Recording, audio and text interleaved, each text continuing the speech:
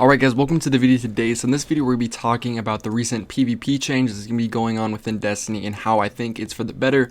So right now, the meta is a little bit off right now. Exotic hand cannons pretty much dominate the Crucible. I for one use a lot of exotic hand cannons, either the Hawk Moon, the Thorn, the Last Word. Any of those choices are all very effective and work very well. And what this basically does is make the time to kill a lot lower, and just core aspects of first person shooters like strafing get kind of eliminated when the time to kill gets that low. So right here, as you're seeing, is some Halo gameplay. I actually got the Master Chief Collection with my Xbox One. I've never played a Halo before. I played about 2 games and I ended up recording, and I pieced a few of these clips together. They're not really impressive at all, but I figured I'd include them in the video.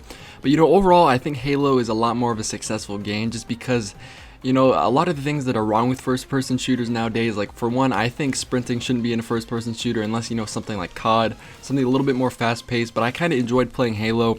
I found that it was a lot more based off strafing and movement, dodging and avoiding other people's shots, placing grenades, not just throwing like one arc bolt and tagging them and then shooting them in the foot with a Thorn.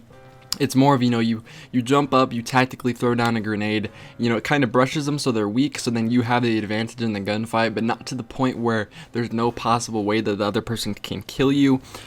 Just personally, Halo I think is an overall better PvP experience, but so far what I've seen within the Taken King, just some of the gameplay from E3, we kind of found that, there's a lot of pulse rifle gameplay, and the pulse rifles actually killed, fairly fast. They were fairly effective, which is something we haven't seen so far, which is a very good sign. The Suros new archetypes and all that stuff, all the new factions, I guess you'd say, of weapons, all the new brands of weapons are going to be really fun to play around with. Personally, the pulse rifle, like I said, the pulse rifle from Suros that I saw looked really intriguing, and I can't really wait to try that out. But overall, a couple changes that I do think needs to be made, or something needs to be done with Blink. When you pair Blink and Quick Draw on a Hunter, it just comes, to the point where you're kind of ridiculous. It's kind of like you're being made a superhuman. So those are a couple things that I think need to change. If you don't recall, although it's it's a lot of fun playing around with exotic hand cannons right now in PvP, it's really exciting to have that much power. But if you just go back to the core aspect and the core fundamentals or whatever of the game, the core structure of the game, you're going to remember that in the beta, how much fun you had playing PvP, actually duking it out with weapons like an auto rifle or a pulse rifle or a scout rifle, whatever it may be. If no one remembers, in the beta and the alpha, hand cannons as a whole were entirely useless. I believe they did about 67 for a headshot, for like, a medium range or medium fire rate. I think one of them did 67.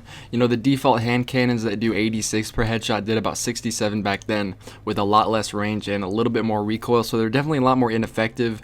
And during that time, that's when auto rifles ruled. It felt like you were having a lot more gunfights, and overall I enjoyed it a lot more. I also wanted to mention that at this point in time, you could actually only play with the first subclasses unlocked. So that would be the Voidwalker with no blink, so no Sunsinger, no Viking funeral grenades and Scorch melee to get an instant overshield, which annoys a lot of people nowadays within Sweaties.